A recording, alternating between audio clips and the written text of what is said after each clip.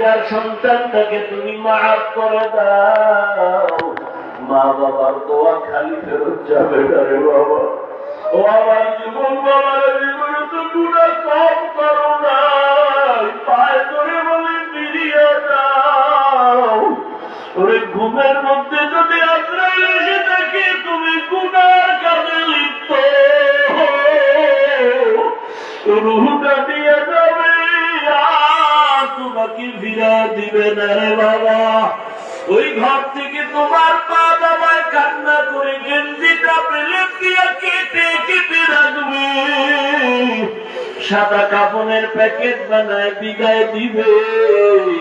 ওই অন্ধকার কবরে তুমি একা কেমনে পড়ে থাকবা রে বাবা।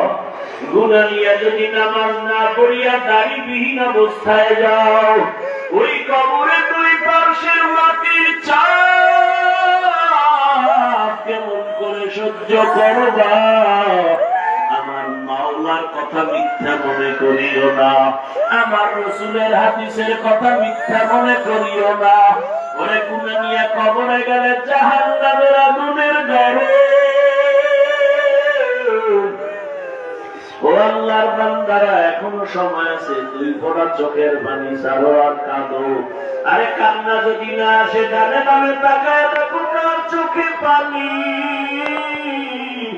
কান্নাওয়ালার কাছে একটু দোয়া চাও, কান্নাওয়ালার দোয়া খালি ফেরত যাবে না। ও আল্লাহ, তাকায় দেখেন এই ময়দানে কার চোখে পানি। আপনার কি একটু মায়া হবে না? আমরা শয়তানের ধোকায় গুনাহ করেছি, বেজার হইয়া ফিরাইয়া দিয়েন না। আমরা তওবা করেছি, কবুল করে নেন। গুনাহের প্রতি ঘৃণা জমা দেন, ইজ্জতের জীবন দান করেন।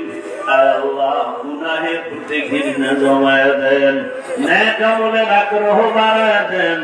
আল্লাহ তাআলা তাকওয়াওয়ালা জিন্দেগি দান করেন, সুন্নাতওয়ালা জীবন দান করেন।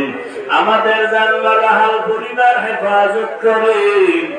আল্লাহ যারা বেঁচে আছে হায়াত বাড়ায় দেন, সুস্থতার নিয়ামত বাড়ায় দেন।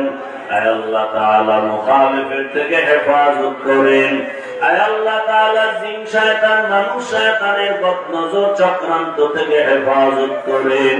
মিথ্যা মামলা থেকে কুদরতের দ্বারা চিরমুক্তির ব্যবস্থা করে দেন। নবীজির মহব্বতে আমাদের দিলের নেক আশা পুরায়া দেন।